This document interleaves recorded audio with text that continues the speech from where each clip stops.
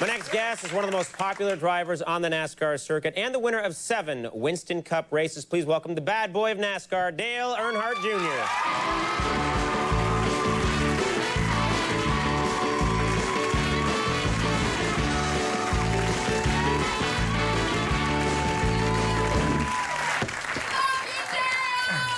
Wow, ladies, settle down. I don't know how you get used to it.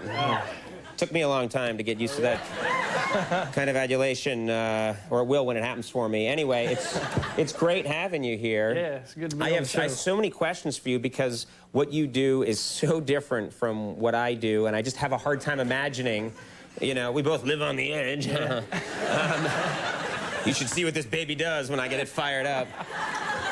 I'm just curious, though, and I've always wondered this. After a race, it must be really hard for you to get into your, you know, Neon or your Dodge Prius or whatever. I don't even know if those are cars. And, but get into it and just drive the speed limit and go to the video store to get a Barney tape or something, you know? Like, yeah. how do you do that?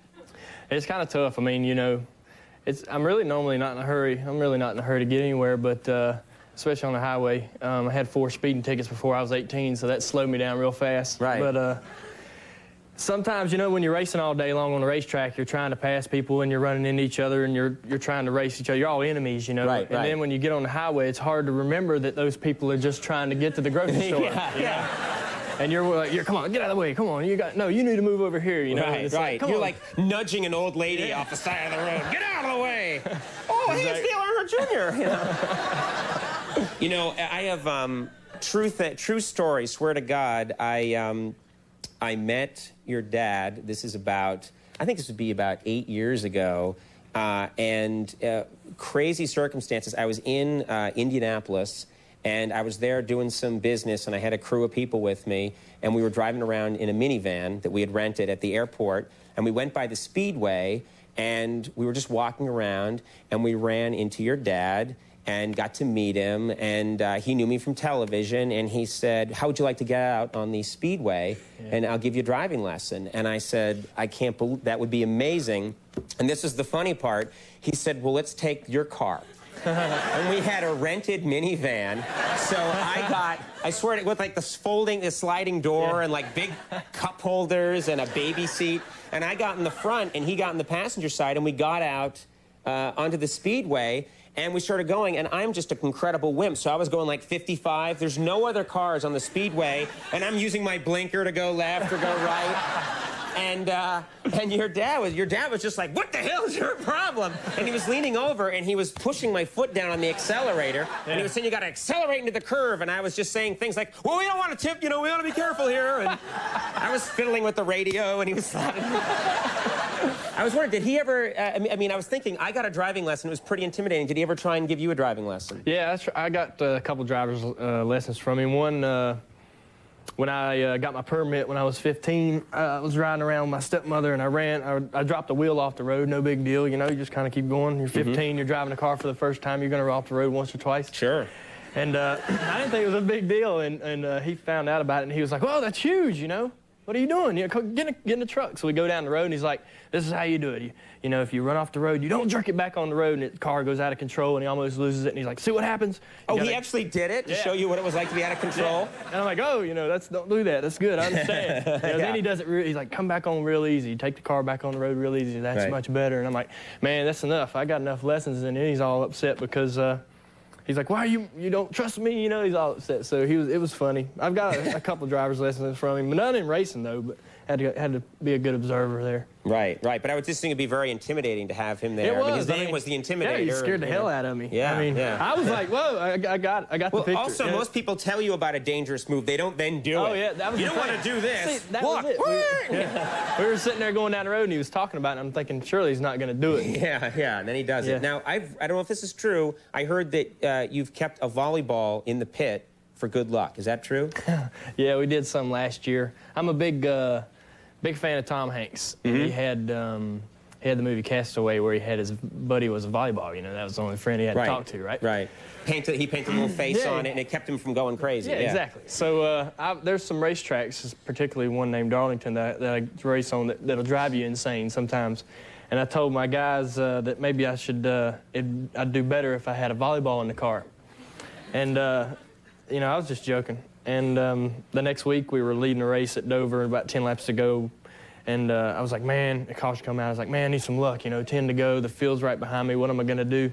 They said, well, you know, you can rub on Wilson for some good luck. I'm like, what are you talking about? They're like, he's in the, look over to your right, and he was strapped in the car the whole time. Little volleyball. Yeah.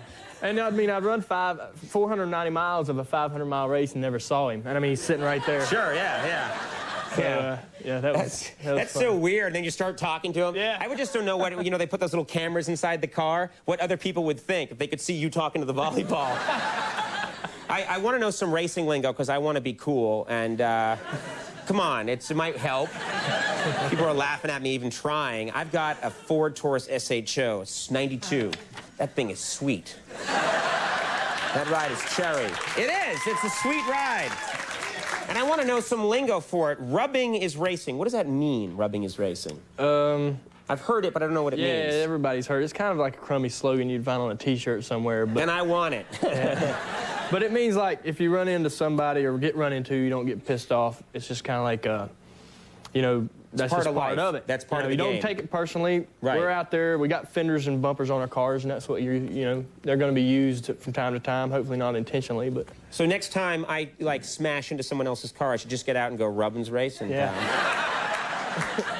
And then while he's hitting me, and when the car is loose, what does that mean? When racers say the car's loose, what does that mean?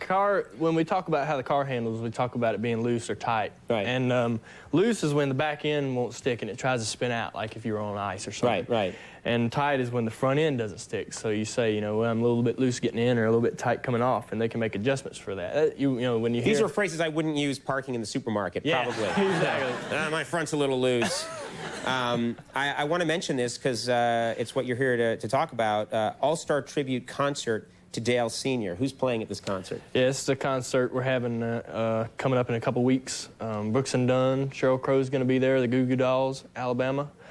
A couple more acts. We're real excited. Hootie and the Blowfish is going to be there, so it's going to be a big deal. This sounds great. Dale's going to be appearing at the Dale Earnhardt Tribute Concert on June 28th at Daytona International Speedway, where I set a pretty mean track record. Let me tell you something in my minivan. Tickets are still available, so go and support that show. Hey, you know what? It was just great meeting you and having you on the show. Please come back.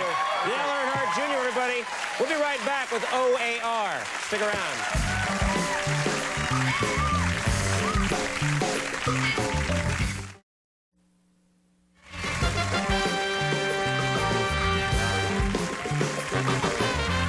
All right, everybody, we're back.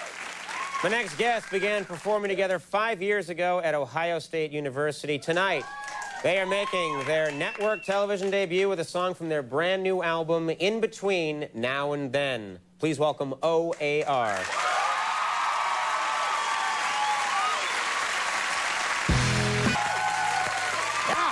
that was great. That was excellent. Thank you. Hey, no, Conan. What the hell? Hey. OAR, everybody. We'll take a break. We'll be right back.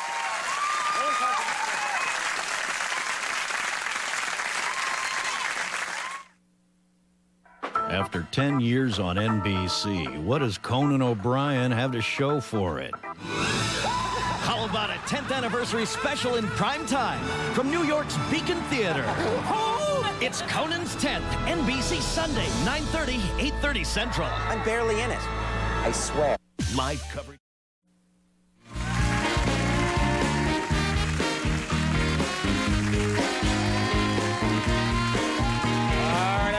That's our show. Do want to thank all my guests. Dale Earnhardt Jr., pleasure to meet you. Hope we see you again. Come on back. Continued success to you.